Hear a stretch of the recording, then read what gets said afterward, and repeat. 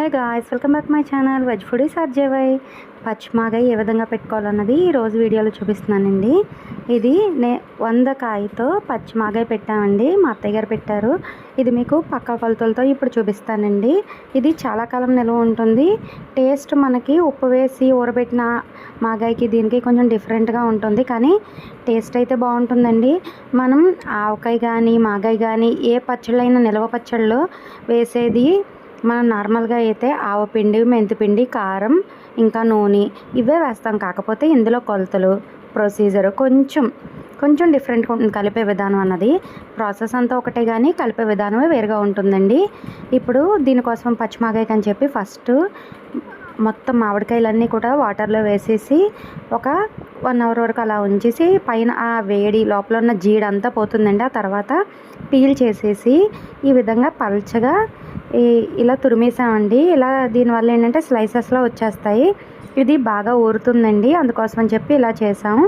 ఇప్పుడు దీని అంతటినీ కూడా ఒక గంట 2 గంటలు ఉంటే సరిపోతుంది. పచ్చిమాగాయకి ఎక్కువ రోజులేమీ ఉప్పుల్లో కానీ లేదంటే ఎండలో ఎక్కువ ఎండబెట్టడాలు అవసరం లేదు.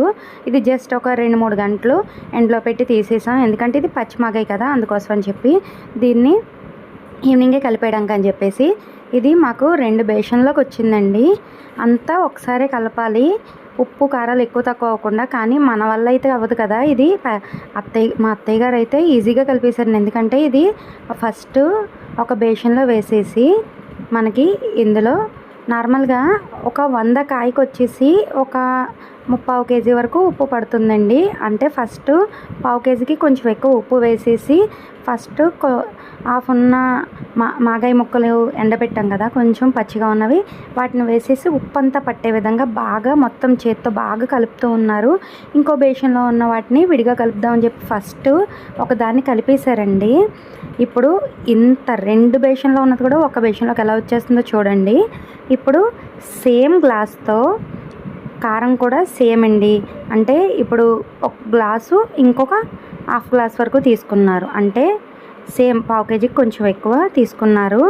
ఈ నార్మల్గా ఇందులోకి కారం కేజీ, ఉప్పు అన్నది 3/4 కేజీ, కొంచెం 1/2 కేజీ, అంటే పులుపుని బట్టి ఉంటుందండి. ఇది బేస్ అయి ఉంటుంది, మనం టేస్ట్ చూసుకుని లేదంటే కొంచెం ఎక్కువ కలుపుకోవచ్చు.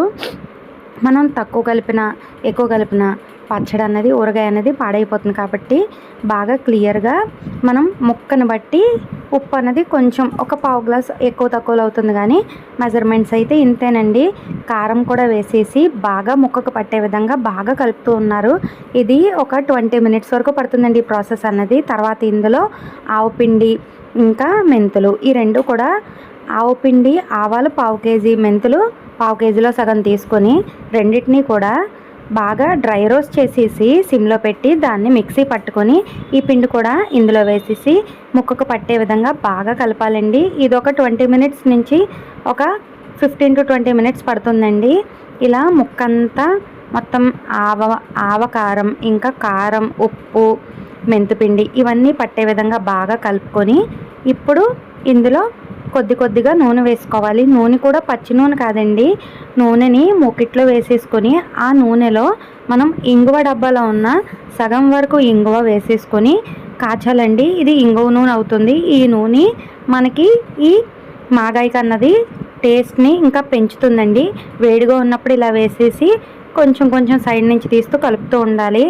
మనమైతే ఇలా కలపలేం వేడిగా ఉన్నప్పుడు, కానీ బాగా ఎక్స్పీరియన్స్ ఉన్న వాళ్ళు అయితే ఈజీగా కలిపేస్తారు. మా అత్తయ్య గారు చూడండి, అసలు చేయి కాలుతుందన్నా సరే లేదు అని చెప్పేసి మొత్తం అంతా అలా ఉన్నప్పుడే అయితేనే బాగా పడుతుంది ముక్కకి అని చెప్పేసి అలాగే కలిపేశారు.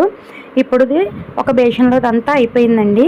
ఇంకొక బేషన్లో అంటే ఆల్రెడీ మెజర్మెంట్స్కి నేను 3/4 కేజీ ఉప్పు, ఇంకా అంటే 1/2 కేజీ నుంచి 3/4 కేజీ వరకు నేను మళ్ళీ చెప్తున్నాను, పులుపుని బట్టే పడుతుంది ఉప్పు అన్నది.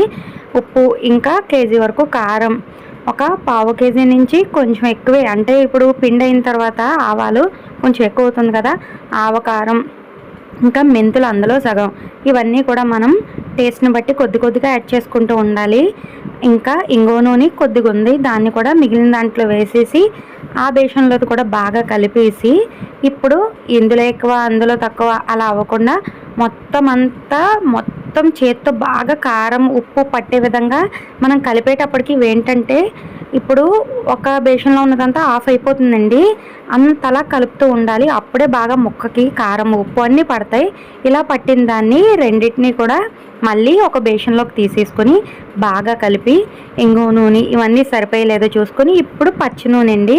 అంటే కొంతమంది ఇందులో నార్మల్గా నువ్వుల నూనె వేసుకుంటారు, లేదంటే పప్పుల నూనె అంటే వేరుశనగ నూనె వేసుకుంటారు. మనకి మార్వాడీస్ అయితే ఇందులోనే మామూలుగా ఆవ నూనె కూడా వేసుకుంటారండి. మనం అయితే ఇక్కడ అంతలా ఆవ నూనె అది వాడం. మేమైతే నార్మల్గా ఇందులో మనం నువ్వుపప్పు నూనె వేసామండి. మేము నువ్వుపప్పు నూనె వేసాం ఇందులో అయితే. ఇంగువ నూనె వేసేసి ఇంకొకసారి కలిపిన తర్వాత ఇందులో నువ్వుల నూనె కూడా వేసేసుకొని మూత పెట్టేసి నెక్స్ట్ డే మనం ప్లాస్టిక్ డబ్బాలో కానీ లేదంటే పింగాణి డబ్బాలో కానీ నూనె పైకి తేలే విధంగా వేసి స్టోర్ చేసి 3 days తర్వాత తీసుకుని తినడమేనండి. మీరు ట్రై చేయండి. సబ్స్క్రైబ్ చేయడం మర్చిపోకండి.